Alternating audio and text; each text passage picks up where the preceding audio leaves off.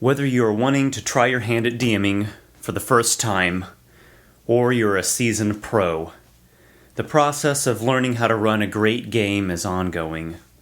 There are always tips to learn, new insights to be found, and fresh ideas to explore. This video is intended to give advice and criticism on how to make your gaming sessions the best that they can be, and hopefully provide you with some creativity. While I currently am running Dungeons & Dragons 4th edition, much of the content in this video series could be useful for any edition, even other game systems entirely. Dungeon Master, Game Master, Storyteller. Call it what you like, it's all the same job. And it can be a big job, I won't lie. This daunting fact prevents many people from ever giving the role a fair shot. If you look at the job of an experienced DM, what they fill as a whole, it seems like this mysterious wall of complication and labor. However, this point of view can be misleading. I have to reiterate this point because I feel it is of particular importance. If you look at all the tasks that a DM fills all at once, your chance of succeeding lessens. If you learn to see each individual task on its own and focus on things one or maybe two at a time, you will not only be on track to bringing your dreams to life, but you will work more efficiently. So, what are all these tasks? I will explain. I will not have time in one video to go into each one, but I will touch upon the main ones. First and foremost, the DM's job is to make the game run and do so enjoyably. Believe it or not, simply making the game run is quite easy. Just look at the books and think about it. It's all there.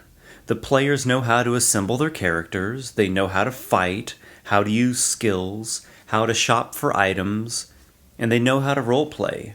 I promise they do. If they know how to talk and hold a basic conversation, they know how to roleplay. All the monsters are in there. They're in the monster manual. They're waiting to get into a fight. You've seen movies, read books, played video games, and played games with friends countless times before. You know what an adventure is. You know what makes people happy, mad, sad, greedy, vengeful, confused, jealous, and bored. Everything you need is in the book, on the table, in your mind. On the most basic level, all you have to do is breathe a little life into it. Everything else is just fine-tuning from there. Even if you've never DM'd a single time, you could pick up the monster manual, read the entry of a monster around the player's level, draw out a simple encounter map, and say, your characters have been traveling for some time now. While between towns they make camp. In the middle of the night, something happens. Okay, everyone, make a perception check. Then if someone rolls well enough, you spot the shapes of shambling bodies clawing their way up from the loose soil. You've camped right on top of an undead lair. Or you spot a small group of halflings wearing dark cloaks sneaking up on you. Or you see two figures in the distance. They seem to be making some kind of secret deal. One of them is accompanied by a fiendish creature with red, scaly skin and horns. The possibilities are endless. It is a world of dangerous monsters, haunted ruins, ancient treasure, and intriguing characters. The character classes, the monsters, the magic items, the gods, the alignments, the rituals, the skills, they are all built with hooks. What is a hook? A hook is an element of the game which you read or otherwise experience that makes you want to do something. It makes you want to investigate, to explore it deeper. It hooks you in. I'll give you some examples here. If I reach level 2, I can learn the spell Featherfall. That means I could go to the top of the castle tower, jump down, and not turn into a splatter of goo. I wonder, how did my character learn this spell?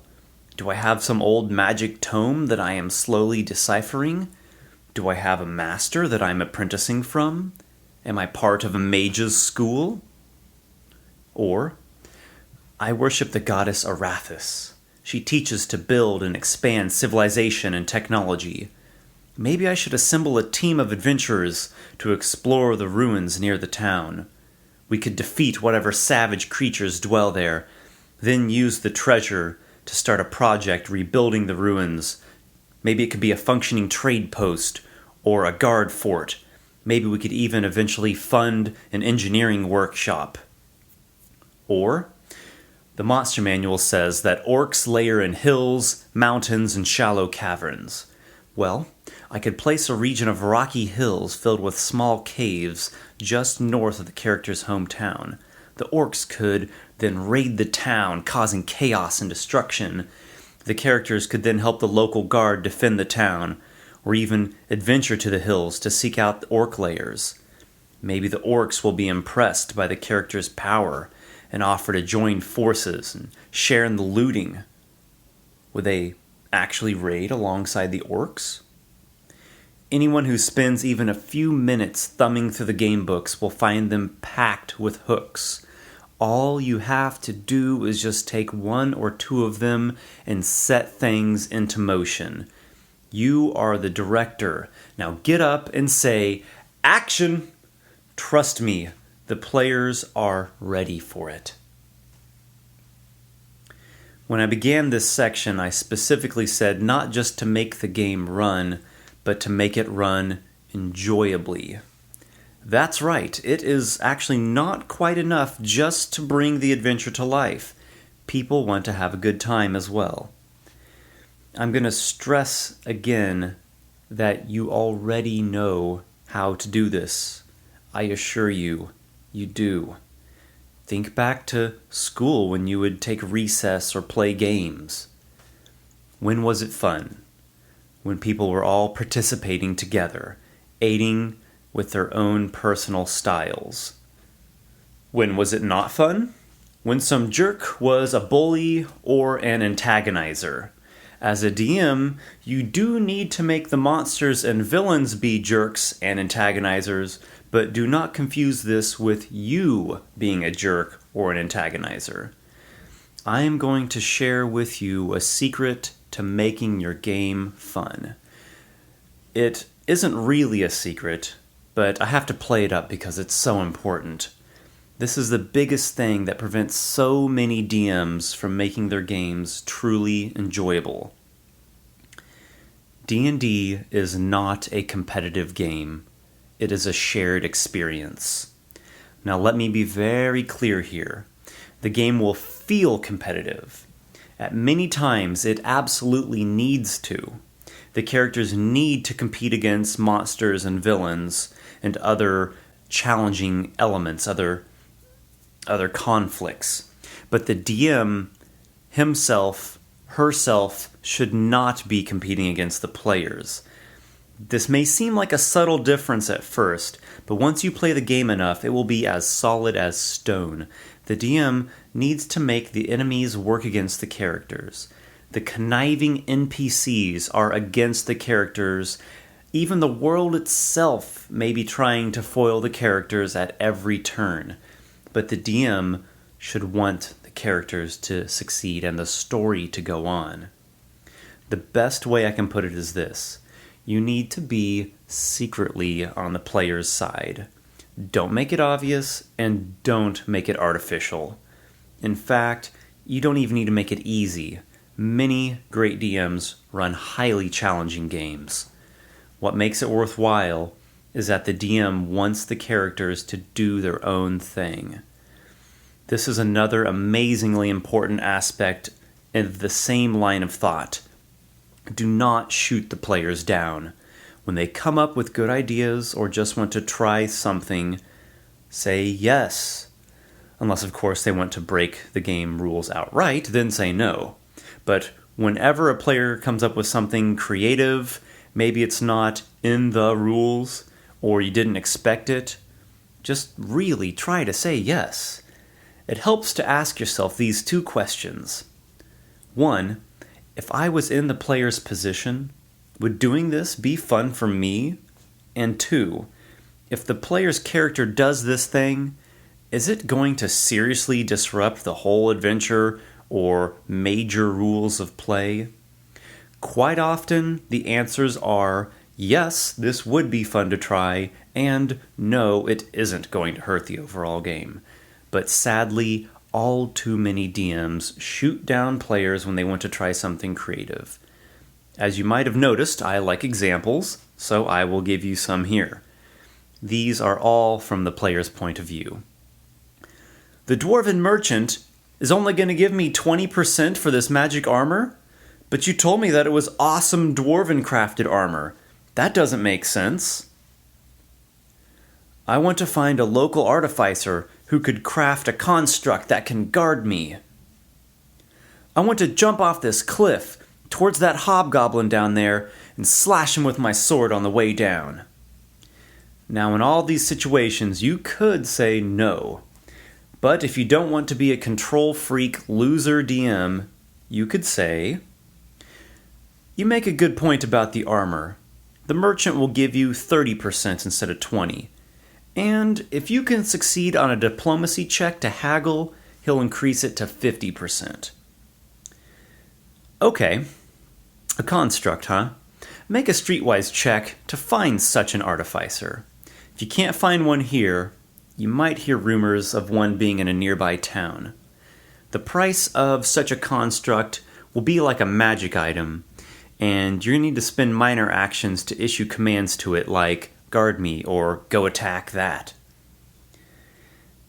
You can definitely hurl yourself off that cliff towards the hobgoblin. Give me an acrobatics check. If you succeed, you can charge him through the air. If you fail, you misjudge the leap and belly flop onto the ground. You could even take this one further.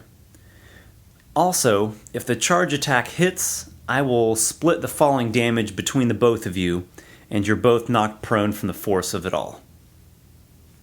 As you see, the key here is to compromise. You don't have to give the characters their every desire on a golden platter. They have to work for it. In some situation, they take big risks even. But that is what will bring your game to life. The sense that there is a fantasy world in which the characters can interact with.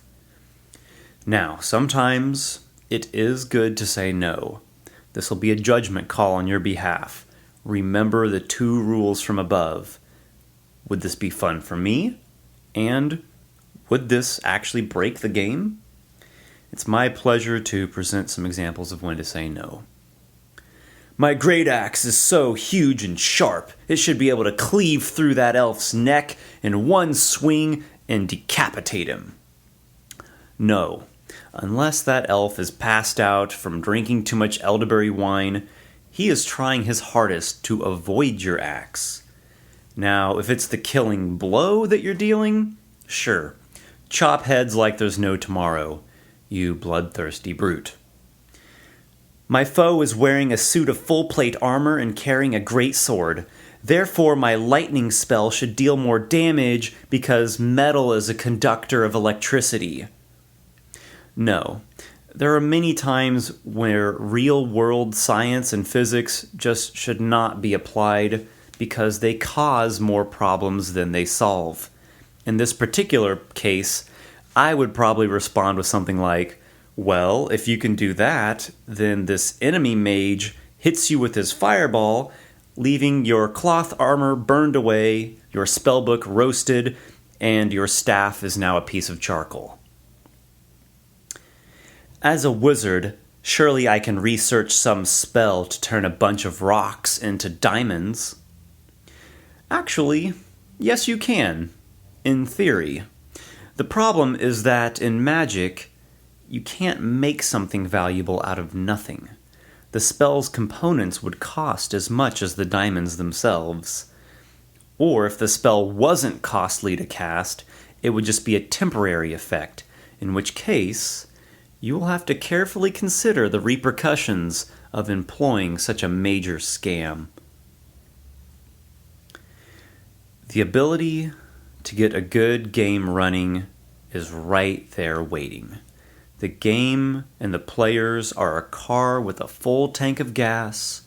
All you have to do is turn the ignition key.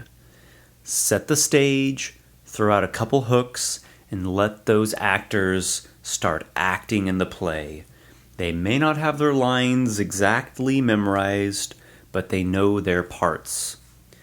The world of fantasy is ready for battles to be fought, for mysteries to be solved, for labyrinths to be explored, for new lands to be found. The world is ready for adventure. So go and tell your tale. Whether it's big or small, short or long, people want to hear it. They want to be a part of it. Films have great actors with enthralling sights and sounds. Books have amazing stories, carefully crafted words and worlds. Video games have stunning graphics and let you control the action. But only role-playing games have you. You are the actor. You create the sights and sounds. You create the story and the world. The graphics are limited only by your imagination. The characters can say or do practically anything at any time. Role-playing games represent a kind of freedom that is found nowhere else. And once you give people a slice of that freedom, they will never forget it. So go and create, share that experience. You've already got it in you.